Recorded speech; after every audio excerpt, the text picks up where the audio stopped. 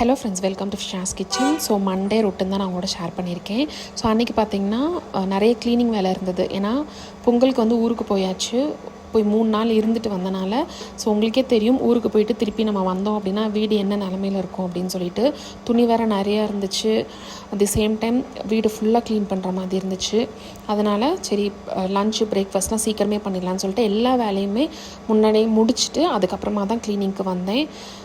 So first பார்த்திங்க அப்படின்னா ஹாலை ஃபுல்லாக க்ளீன் பண்ணிடலாம் அப்படின்னு சொல்லிட்டு அந்த வேலையை தான் பார்த்துட்ருந்தேன். இங்கே கொடைக்கானலில் பார்த்திங்க அப்படின்னா எல்லார் வீட்லேயுமே மேட் போட்டிருப்பாங்க. நார்மலாகவே இந்த மேட்டெல்லாம் எடுத்துகிட்டு அதெல்லாம் கூட்டுறது வந்து பெரிய வேலையாக இருக்கும்.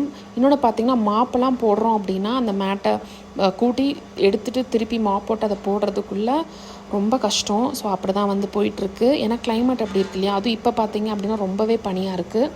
ஸோ கண்டிப்பாக மேட் போடாமல் வந்து வீட்டுக்குள்ளே இருக்கிறதுக்கு வாய்ப்பே கிடையாது.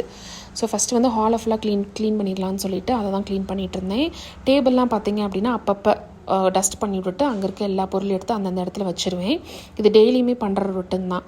ஸோ இதை டெய்லி பண்ணால் மட்டும்தான் நம்ம வந்து க்ளீனாக வந்து வச்சுக்க முடியும். அதுக்கப்புறமா பார்த்திங்க அப்படின்னா அப்படியே கிச்சனுக்கு வந்தால் கிச்சன் பார்த்திங்கன்னா இப்படி தான் இருக்குது, இவ்வளோ மோசமாக இருக்குது. ஸோ இதையும் வந்து டக்குன்னு க்ளீன் பண்ணிடலாம் அப்படின்னு சொல்லிட்டு க்ளீன் பண்ணிகிட்டு இருந்தேன். ஸோ பாத்திரம் பார்த்திங்கன்னா கழுவி அன்றைக்கி வச்சது தான் பொங்கல் அன்றைக்கி, அதை எடுத்து வைக்கல. ஸோ ஃபஸ்ட்டு வந்து டைனிங் டேபிள் நாங்களாம் என்ன பண்ணுறோம் அப்படின்னா, இது நிறைய பேர் வீட்டில் நடக்கும்னு நினைக்கிறேன். டைனிங் டேபிள் வந்து சாப்பிட்றதுக்கு இருக்கோ இல்லையோ, நம்ம எங்கே போய் இப்போ கடைக்கு போனாலும் சரி ஊருக்கு போனாலும் சரி டக்குன்னு எடுத்துகிட்டு வந்து திங்ஸ் வந்து ஃபஸ்ட்டு டைனிங் டேபிளில் தான் வைப்போம்.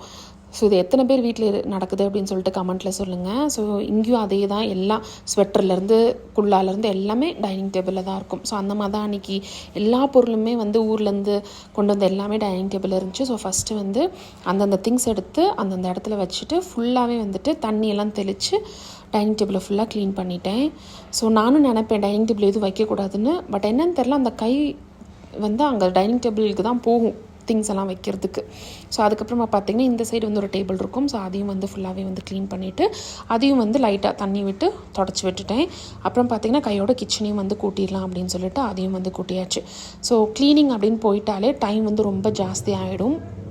ஏன்னா ஃபுல்லாக ரொம்ப நீட்டாக பண்ணணும் அப்படின்றதுனால கொஞ்சம் நல்லாவே வந்துட்டு நீட்டாக பண்ணி விட்ருவேன். அதுக்கப்புறமா பார்த்திங்கன்னா பாத்திரத்தை எல்லாமே எடுத்து அந்தந்த இடத்துல வச்சுட்டு கையோட பாத்திரத்தையும் விளக்கி வச்சுட்டேன் அப்படின்னா அன்றைக்கி நாளோட க்ளீனிங், லன்ச்சு, பிரேக்ஃபாஸ்ட் எல்லாமே முடிஞ்சிடும்.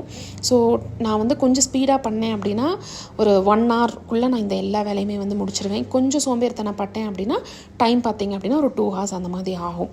ஸோ கையோட அடுப்பையும் வந்து க்ளீன் பண்ணிடலாம் அப்படின்னு அதையும் க்ளீன் பண்ணியாச்சு. ஸோ கையோட பாத்திரத்தையும் விளக்கிடலான்னு சொல்லிட்டு ஸோ அவ்வளோதான். இன்றைக்கி வீடியோ உங்களுக்கு பிடிச்சிருந்துச்சு அப்படின்னா ஃபிஷாஸ் கிச்சனுக்கு சப்ஸ்கிரைப் பண்ணிக்கோங்க. இன்னொரு வீடியோவில் பார்க்கலாம். தேங்க்யூ, பாய்.